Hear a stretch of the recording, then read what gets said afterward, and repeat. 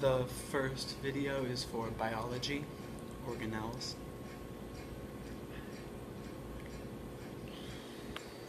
Hey, it's Mr. Doc here on a beautiful sunset beach, hanging out with my friend the cell. I really wanted to get to know the cell on the inside, really deep kind of bonding time. And I thought I'd invite you guys along because I know you want to learn more about the cell. So I thought, why not, why don't we all just hang out on the beach and enjoy learning about the cell. Okay. Today we're going to talk about organelles. Organelles are the little parts of the cell that make it look kind of pretty. But it's also the parts of the cell that really make it do what it does. And of course, because cells are the functional unit of both structure and function of all living things, it's the function of cells like this that allow you to function. So let's go ahead and take a look at what an organelle really is. Okay? An organelle is a small structure inside a cell that carries out a particular function or job. They're very similar to organs in your body in that your heart has a job, your liver has a job. Each organelle has a little job that it does. Eukaryotes, which are true cells, if you translate it, have membrane-bound organelles, which means we can tell where they start and where they stop, all the little membranes that go around them.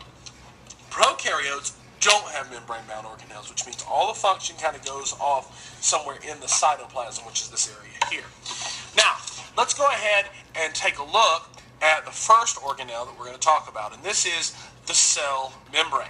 The cell membrane, and I'm going to go ahead and turn off the beach because that's kind of confusing. But anyway, the cell membrane is sort of the outside area here that is controlling what gets inside and outside the cell. Oh, goodness gracious. My video is going crazy. I'm all red and nasty. Hold on a second. There we go. There we go. That's really funny. Hold on a second.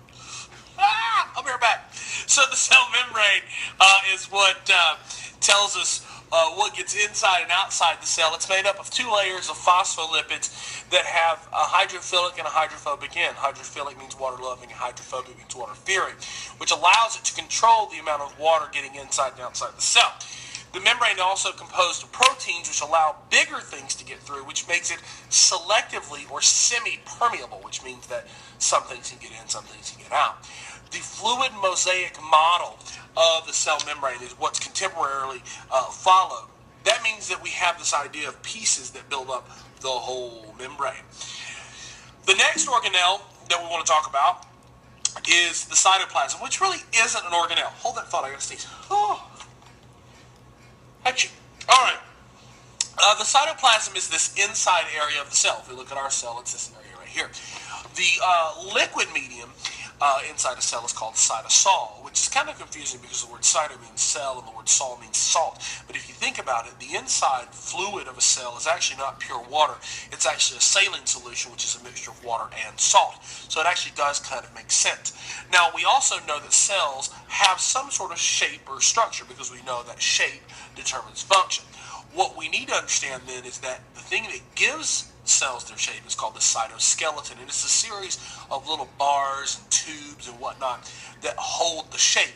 Those tubes and bars are called microtubules, microfilaments, and intermediate filaments, and that's what helps give the cell its shape. The nucleus is something you're probably already familiar with. The nucleus is the brain, the command and control center of the cell. It's where the DNA is. It's where the chromosomes are. And most eukaryotes, particularly those that are specialized, have what's called a nucleolus, which is a dense region in the center where most of the DNA is housed. Olus is a way of making a word kind of smaller or more endearing. It's like adding a Y to the end of a word. Bill or Billy, right? This is kind of like nucleolus or little nucleus, mini nucleus, mini, whatever. A ribosome is the next thing that's probably new to you. Ribosome is a very, very small sphere-shaped organelle. And in this thing, you can see a whole bunch of little white dots just kind of all over the place. Those are ribosomes. They decode DNA, but more specifically RNA, excuse me, to produce specific proteins. They are protein producers. Okay? So, Ribosomes make protein. That's important. That's what you need to know.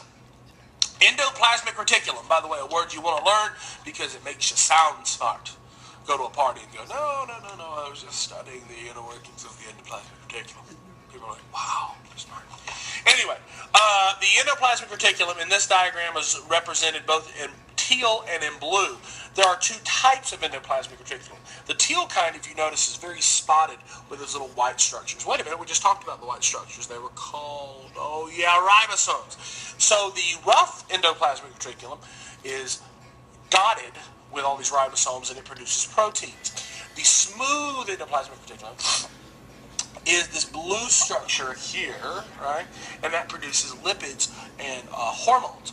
The endoplasmic reticulum is the circulatory system or the highway of the cell. It's what gets stuff from here to there. The next thing is Golgi apparatus, which in my opinion is the most fun to say. Golgi. Golgi apparatus is the packing and shipping part of the cell. What it'll do, and it's represented here in pink,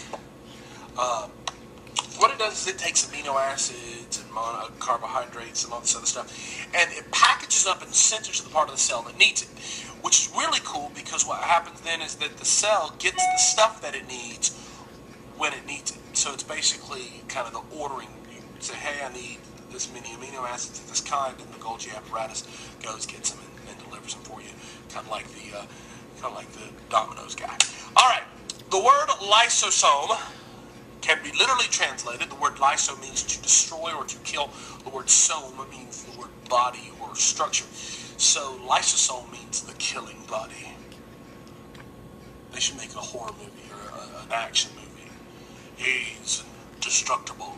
He breaks things down and returns them to their matter from whence they came. He is the lysosome. Yeah, I've lost it, I know. Just leave me alone. Lysosomes are the digestive